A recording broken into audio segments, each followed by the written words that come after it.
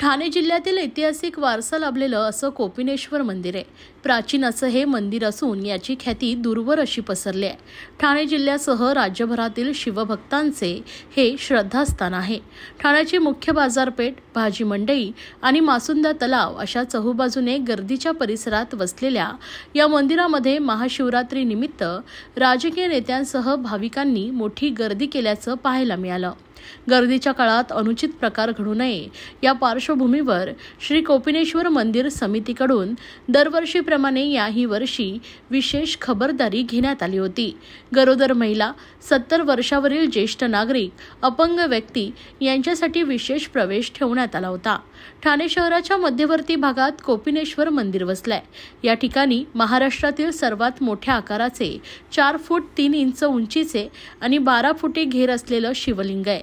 ठाणेकरांची ग्रामदेवता असलेलं कोपिनेश्वर मंदिर शिलाहार राजाच्या राजवटीच्या काळामध्ये इसवी सन 810 ते 1240 दरम्यान बांधलं गेलंय। 650 वर्ष असं हे मंदिर आहे। या मंदिराच्या आवारात विविध देवदेवतांची मंदिरं आहेत।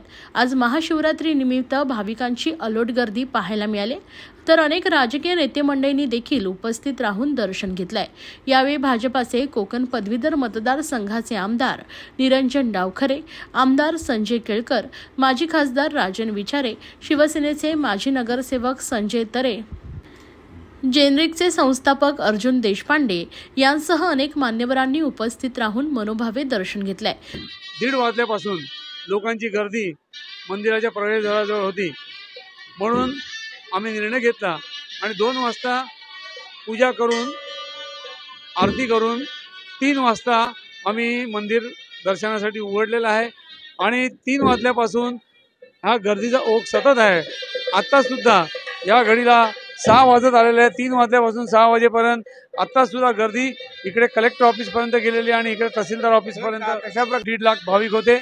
यंदा साधारण जास्त येतील ह्या सर्वाची अपेक्षा आहे आणि त्या अनुषंगाने आपण अशी व्यवस्था केलेली की गेट नंबर 1 बाजारातलं जे प्रवेशद्वार आहे तिथून आपण स्त्रिया व पुरुष यांना सोडतोय। गेट नंबर 2 दर्शन केल्यानंतर बाहेर पडण्यासाठी मार्ग आहे। गेट नंबर 3 जे आहे त्याच्यामधून आपण वयस्कर म्हणजे ज्येष्ठ नागरिक, 70 वर्षावरील विकलांग पर्सन, गरोदर स्त्रिया व इतर लोकांना आपण 3ऱ्या गेटमधून सोडतोय व अति महत्त्वाच्या ज्या व्यक्ती आहेत त्यांच्यासाठी गेट नंबर 4 उपलब्ध आहे। अशा प्रकारे आम्ही यंदाची व्यवस्था केलेली आहे आणि आम्ही सकाळपासूनची गर्दी आटोक्यात आणून सर्व भाविकांना चांगल्या प्रकारे दर्शन कसं मिळेल अशा प्रकारचा प्रयत्न करत आहे। बरेचसे भाविक गर्दीमधून घुसण्याचा प्रयत्न करून दर्शन करण्याचा प्रयत्न करत आहे। त्यांनी आम्ही त्यांना आवाहन करतोय किंवा लाईनीमध्ये जे दर्शनासाठी जे राहिलेले भाविक आहेत त्यांना तुम्ही सहकार्य करा आणि दर्शनाची रांग आहे ती व्यवस्थित सुरळीतपणे चालून भाविकांना एक चांगल्या प्रकारे दर्शन मिळेल अशा प्रकारे सहकार्य करा।